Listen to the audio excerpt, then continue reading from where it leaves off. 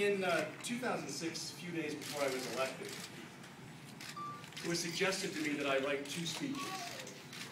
And I immediately pushed back and said, why do I have to write a winning speech? I'm not going to win. I mean, this is a Republican district. It's a Republican incumbent. It's highly competitive. And in truth, I didn't see myself as a politician. But I won. Twice.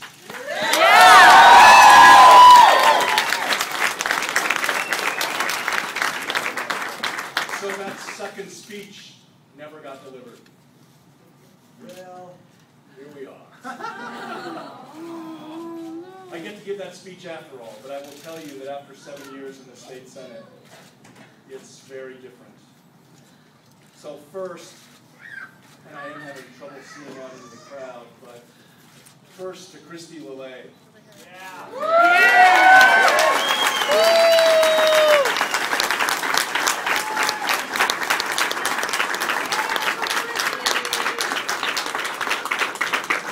Christy, thank you for taking on one of the toughest races in the nation and keeping us on task, even as they were throwing curveballs right at our head.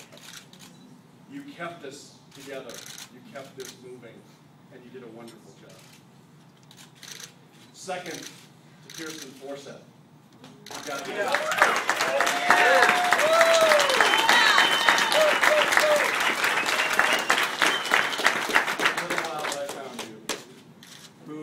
Got me into this mess in the first place and got me elected in 2006 when I had no business getting elected. You have been my best friend ever since. Thank you for everything. So very, very much.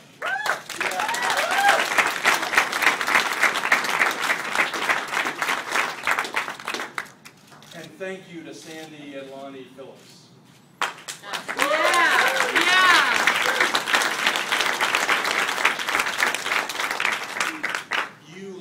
One of your most treasured assets in the Aurora Theater shooting, your daughter. Oh my God. But Sandy, as I told you the other day, when I look in your eyes, I see purpose elbowing out the sadness. And that's exactly what motivates all of us to do this. So thank you, because it is such a true inspiration.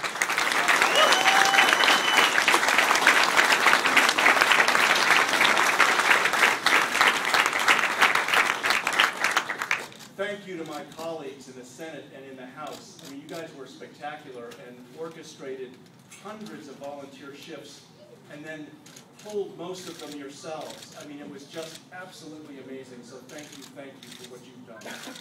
Thank you to everybody else that helped. I mean, AFSCME, AFL-CIO, America Votes, CEA, Ceasefire, CTLA, Colorado Conservation Voters, SEIU, Fair Share, Against Illegal Guns. We had over 23,000 individual contributors to these 2 campaigns. People that put their money where their mouth was from throughout the country because they believe in these issues. I can't say thank you enough to those people. And finally, thank you to Laura and John Arnold, who believed in us and were enormously helpful without even being asked. You know, and the outpouring of support in this last week from volunteers has been just so amazing and has reminded me of what America is really about.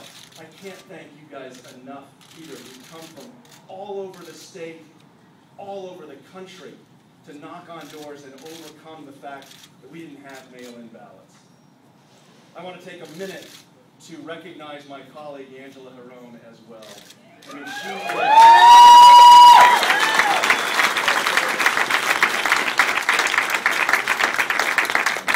a woman who legislates from her heart, and she wears her heart right on her sleeve.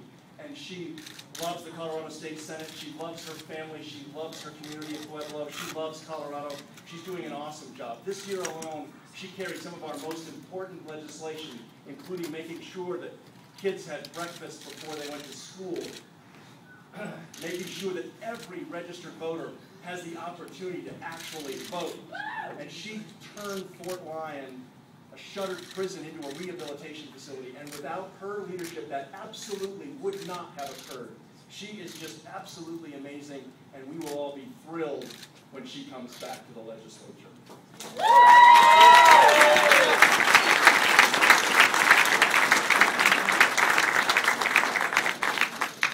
So it has been an honor to represent the 11th Senate District and to serve as the Colorado State President.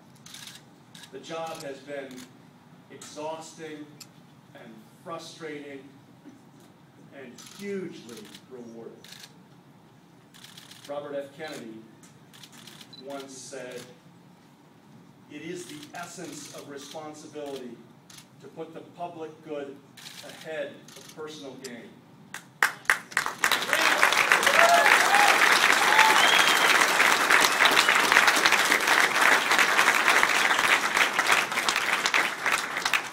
I also remind you that you're not judged by how you got knocked down, but rather by how you got back up.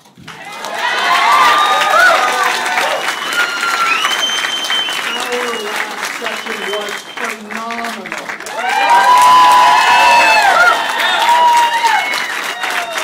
And the next session will be even better. The loss of this seat for the next 16 months is purely symbolic. Democrats, the party of working families, still holds the majority in both chambers.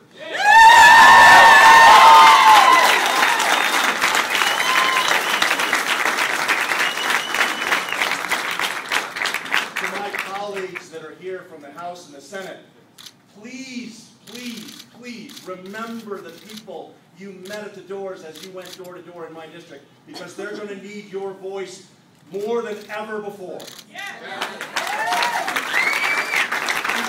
we, as the Democratic Party, will continue to fight for these working families, for women's health care, for protecting the environment, to preserve our veterans' sacrifice, to care for our seniors, and to make sure everyone has a quality public education.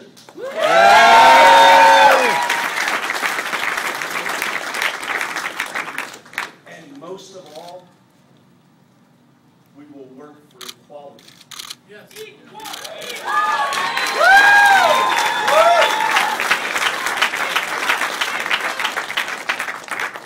We have miles to go, and the highest rank in a democracy is citizen, not Senate President. So soon, along with many of you, I will hold that rank, and there's nothing citizens can't accomplish when they put their minds to accomplishing it. Thank you all so very much. I love